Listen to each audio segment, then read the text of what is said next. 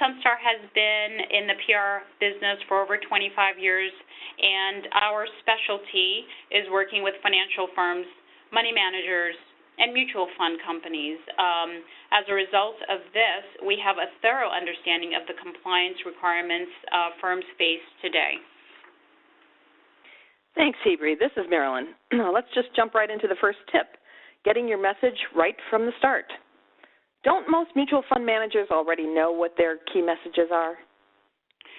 Well, what we found by working with portfolio managers is when we get them all in the same room, and this is managers from the same firm, to articulate their key messages, whether it's about the firm, the products, or their expertise, you find that you'll get different answers from different folks within the same firm.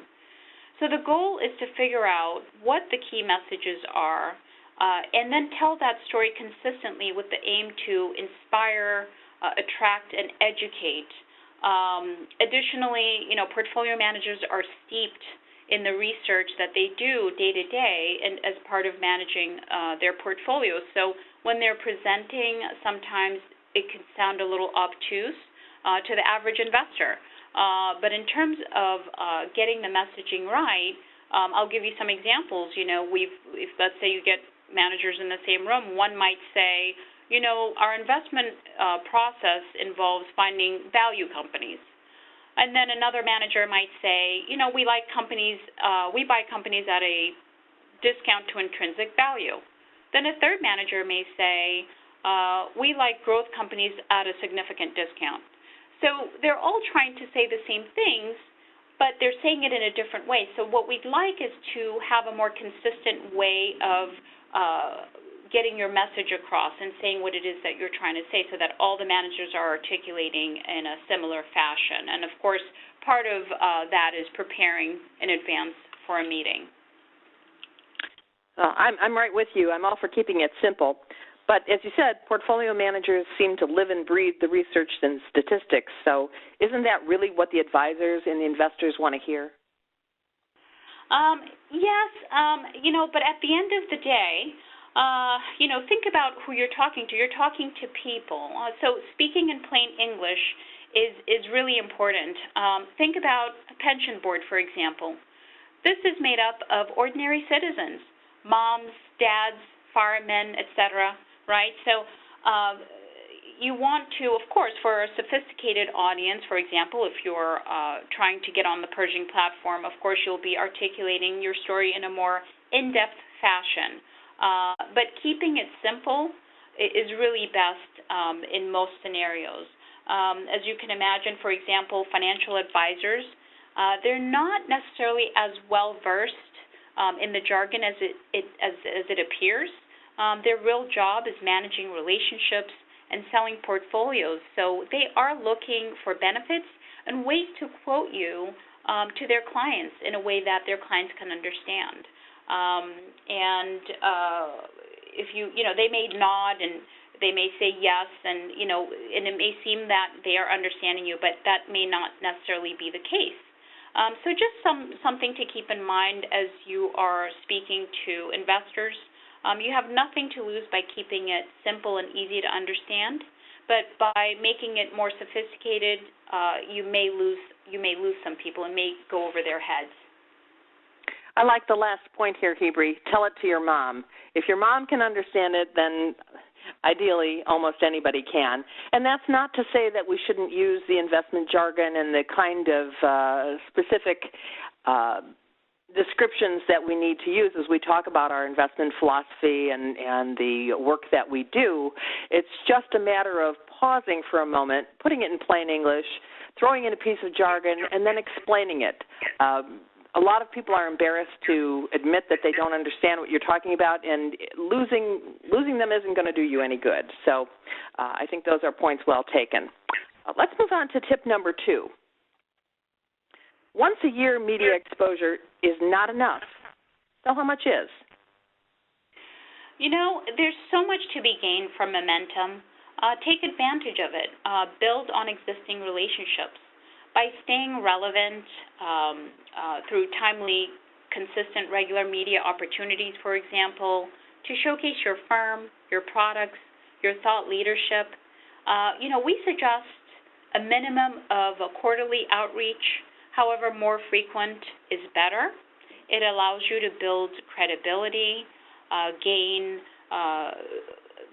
exposure for your thought leaders. You can showcase your expertise, educate financial advisors, get timely content out, as advisors are always looking for timely information to share with their clients. Because the market is fluid, as we all know. It changes all the time. And your investors need to know what you are thinking. What are you thinking about what's happening right now? So staying relevant is really important, and it helps them to know that you're thinking about what's happening so that you can adjust their portfolios accordingly. Another opportunity that frequent outreach gives you is relationship building. For example, like any relationship, think about it, whether it's dating, friendships, business relationships, or advisors, relationship building takes time and effort. So frequent contact builds that relationship. And why do you want that relationship? Obviously, it's that, when a reporter is looking to do a story, they'll call you and they'll want to include you in their story. Or when an advisor is rebalancing, you want to be on their radar. So boring your audience is an excellent goal, we think. Well, that's a very strange thing for you to say, Hebrew. What do you really mean by that? Well, we want them to readily recognize you and your story, if that makes sense. So that's what we mean. For example, look at this is an excellent example of what we're talking about, the E-Trade baby. I'm sure everyone on this call knows the E-Trade baby, and this is a successful campaign by E-Trade. It's easy to understand. Even a baby can do it. And it makes the audience comfortable. It's memorable. Now, this is an ad, but the same concept applies. So giving a message with a simple concept and making it attractive in the way that it's presented makes it easy to understand and palatable. And the message here is it's consistent, right? And it's easy to understand, and everyone who sees the E-Trade baby knows this and understands this. And it gives your audience confidence that you're not waffling, you're not timing the market, that you have conviction, and all that makes you a credible source, whether it's a story for a reporter who wants to quote you or an advisor that wants to recommend you to their client. Right, and I think when we talk about repeating the story, we're not saying it has to be said in exactly the same words each and every time, but the concepts have to be the same. Absolutely, absolutely. And what it does is it solidifies your story. That's right. Right. So that baby was really cute. But let's get back to talking about how we can talk to the press. As we're hoping that all of our audiences are living and breathing and hanging on our every word, I think we have to acknowledge that that's probably not the case. They're catching us out of the corner of their eye, or they're quickly reading a story on their phone and picking up every fourth word or something. So we're going to keep that level of consistency so we get that recognition. But how is the manager supposed to keep his energy up if he's always saying the same thing? That's true, Marilyn. It can get boring for the manager. However, there are ways you can do that, and also it helps to articulate your story. One of the most important concepts we teach in media training is how you tie a current theme or what's happening in the market with how you are making money and how that's tied to your investment process. It could be an interesting asset class or a strategy. It could be your performance at that time, timely topic given the economic and marketing backdrop, and all of that are very different ways that you can weave into a story. For example, right now, tax reform is back in the news, and you can talk about how that affects your investment strategy. How should investors allocate money now?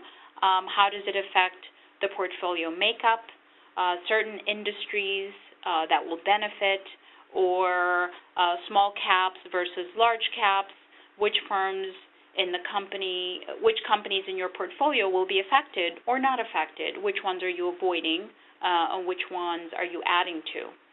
And then, we like to tell our clients that they should always tell a story, because stories make sense, people can identify with them, and it's really memorable, right?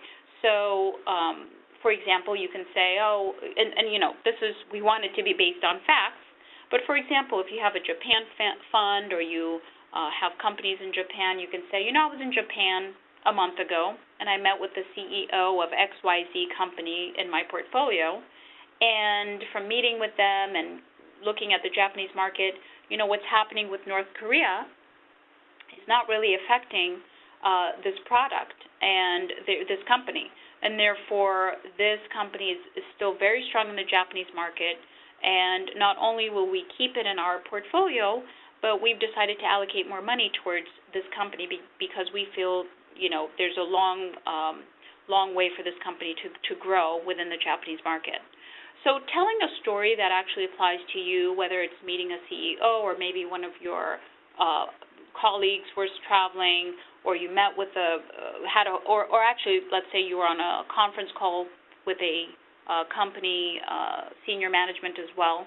Stories you can share really make it memorable and easy to understand your story and how you're investing.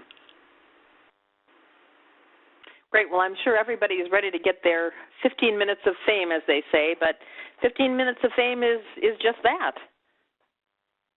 It is. Although we wish you could get 15 minutes of fame, for example, on CNBC, you're lucky if you get 30 to 90 seconds. Wow, that doesn't sound worthwhile. Well, you'd be surprised. A few seconds on these major national financial networks get millions of eyeballs, and in turn, that means that your website hits spike during these times. However, that it is just one time, right? What about the rest of the time? Do you go dark? TV opportunities come about once in a while.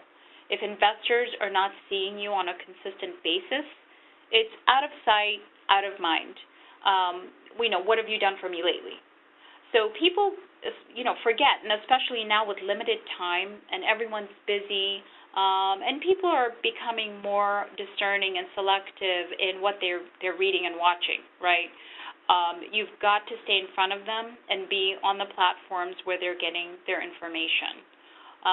So we believe that PR and marketing is a marathon, not a sprint, and building your brand takes time and dedication, and really success relies on a sustained approach. And like learning golf, for example, or learning to play the piano or another instrument, it takes time. And the same truth applies to PR and marketing. And in fact, we recommend a strategy that leverages the preparation you do before speaking with the press.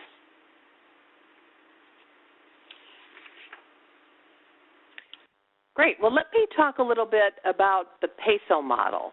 And the reason I want to bring this up is you get your 15 minutes of fame, but what do you do with it to really take advantage of it? How can you put together a campaign that's based on a theme that you've developed, some time and energy that you've spent, some research that you've done? So the PESO model is kind of a term, a bit of jargon that's very popular in marketing circles these days. It stands for P for paid, and these are ads you might buy on Morningstar or other online or print publications. E is for earned. That's the press coverage that you get that we've talked a little bit about so far. It's free, and it's an implied third-party endorsement, so you can't go wrong. S is for shared. That's what people are passing around about your firm on social media, whether you've initiated it or they've initiated it. It could be Twitter, LinkedIn, Facebook, and so many others that I can't even capture all the names of. O stands for owned, and that's the content that you're creating on your own, that you're publishing on your website or your blog, maybe creating special landing pages or newsletters. It even includes all of your marketing collateral. So the PESO model is a great guide to leveraging each piece of content that you develop. let's take a look at this scenario. Let's assume that you write a position paper on the proposed tax reforms and how they'll likely affect your asset class. So you can leverage that time and energy that you've spent by doing some paid advertising that will lead advisors or investors to your website. You could have a special landing page. You could collect names and use them as leads for later follow-up. Alternatively, you could create some bullets out of the key points and craft a pitch that would be used to entice reporters or TV anchors to interview you.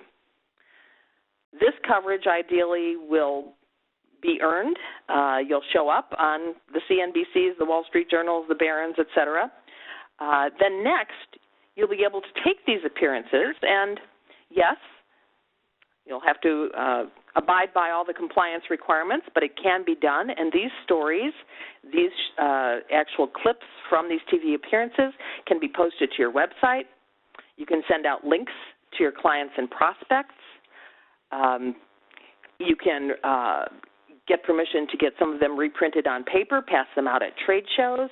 They can go a long way. I'd also mentioned using social media. So consider this paper that you've written, cull through it, lift out a couple of short segments with your salient points, and you can use them as teasers on Twitter or LinkedIn, again, driving people back to your website so they can learn more. In fact, with even just an iPhone in your offices, you could make 20 or 30-second videos of the key points and post those on social media and your website. Finally, take all of these things and over a period of a month or two, parse them out one at a time, send them out in emails to your clients and prospects. It gives you a significant amount of exposure from what was initially just a paper, but now it's got a much broader distribution and longer shelf life. So instead of once and done, you're able to create a comprehensive campaign, and it's a consistent one that's easy to roll out. And consistency does matter, which brings us to our next tip. Hibri? Thank you, Marilyn. Those are excellent tips and points. As you can see from these statistics, consistency and repetition matter. It's important to always be putting out relevant content to your audience, as Marilyn just spoke about. Let's talk about the first stat here. 47% of buyers viewed 3 to 5 pieces of content before engaging with a sales representative. I thought that was so interesting. And that's exactly what we're talking about. You know, investors need to see you multiple times before they can gain that confidence in your brand and in your team and in your firm before they'll actually, begin to consider. And most of you who've had to go in and talk to these folks and having to sell your firm and your strategies understand exactly this concept. And second stat, 96% of B2B buyers want content with more input from industry thought leaders.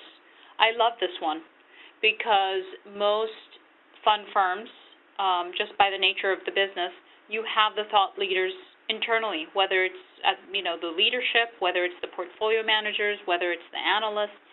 You have them. So why not use them? They could be creating beautiful, relevant, timely content, whether it's a white paper, commentary, a one-pager, a Q&A, a video, whatever it is, a podcast. They can be creating it. They should be creating it. It's really important. Those are pretty impressive statistics. It sure does reflect what I do before I buy anything these days. But it makes the job of creating content sound rather overwhelming. Fund managers would be spending a lot of their time writing instead of managing the money, wouldn't they? It kind of sounds like a catch-22. Well, Marilyn, a lot of firms, they want to do the writing themselves, and it's not that it's not possible. It is possible, and it can be done, but it is a tall order. Firms have to be realistic. If you have the time and resources, you need to make a commitment to it, and it can happen. It's important to know there are, though, outside resources like SunStar, for example, who specialize in this. So while we are not portfolio managers, we do work closely with you on the front end and learn and help shape your story. And then we craft pitches, websites, collateral material, and many other content for you. So it's just important to know, that there are firms you can partner with out there that can help you with this, because again, a lot of firms are short-staffed and they just don't have the resources to be able to do that. So just something to keep in mind. Great. Well, how can we ensure that there is consistency, especially if you are using a number of outside resources in addition to your internal people? Well, there are a lot of moving pieces beyond writing.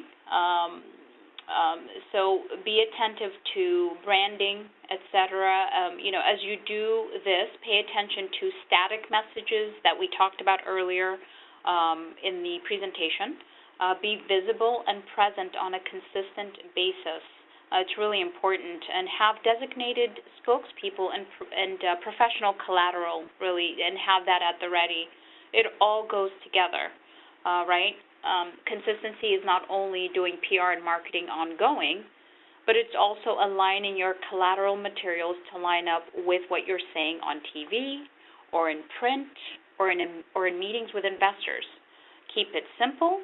Keep it the same as much as possible as you're articulating your messages, and those messages should not change. I think what we're talking about may really sound like a tall order if you're one of a firm of a relatively smaller or medium size. We're not talking about Fidelity here or any of the really huge firms. Is it possible for firms to do this themselves, to create their own PR programs? That's a good question. There are firms who try to pull this off on their own. And it depends, your success depends on if you have a dedicated team or person internally that can do this for you. If a firm is willing to put in the work, again, if you have a team or a person who's dedicated to it, do-it-yourself PR and marketing campaigns can be very successful. But if you do not have a dedicated person or team, it is quite cumbersome, to be truthful. Okay, so why don't you go through this last slide here that talks about what it really does take so that we're transparent. Yes, what it takes is pitching daily, scouring the news, scouring for reporters to learn what's timely, who's writing what, creating target lists of publications and reporters, crafting a pitch that is thematic and timely to line up with current market and economic backdrops, doing outreach to get in front of those reporters to be included in those stories. This requires tenacious pitching and follow-up. For example, a client just this week literally just said to us, I've been pitching Barron's, he said, for a long time, and they'll respond and say thank you for the information or what have you. He said, but they would never give him the time of day. And he asked, well, why were you all able to get us this interview? And really, it had to do with the fact that, we have a dedicated team in-house that can do that. It's very difficult when you have a few people on staff and you're kind of doing it here and there, right? So, and of course, the years and years of relationship building are just critical. And like most things, it comes down to relationships. You have to have internally the professional designers.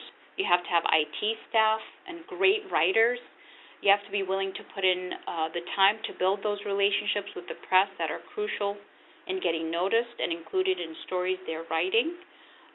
The third-party endorsement you get from talking to the press goes a long, long way, more than ads do, more than you touting how good you are or emailing folks, right? So that's why we like it. But again, unfortunately, some firms just are short-staffed and don't have the staff to do this. Yeah, it sounds like anything that you want to do that's worth doing, you can do it if you put your mind to it. So we don't want to disparage any firms from taking this on their own. Just take it on with eyes wide open and be prepared to stick with it I think that's one of the most important things we can use as a takeaway. Absolutely, that's correct. All right, so why don't you just recap? We're going to open this to questions, but if you can just recap for us, Hebrie, what the 5 tips were. Sure. Let's see. Tip number 1, get your messaging right from the start. Company executives need to tell the same story in a simple and easy to understand way. Number 2, once a year media coverage is not enough. You must stay present and relevant and stay in front of your audience through various ways. Number 3, 15 minutes of fame is just that. Out of sight is out of mind. Don't get lazy. Continue to market your firm, your thought leaders, your content on an ongoing basis. Number 4, consistency matters. You saw the stats we showed you. Most people take their time and review several pieces of content prior to a purchase. They have to see you on a regular basis. Number 5, do it yourself. It's very time-consuming and requires full engagement. So have a dedicated person or team internally that can do this for you. If you do not, we recommend that you partner with a PR and marketing firm with an expertise in the financial industry.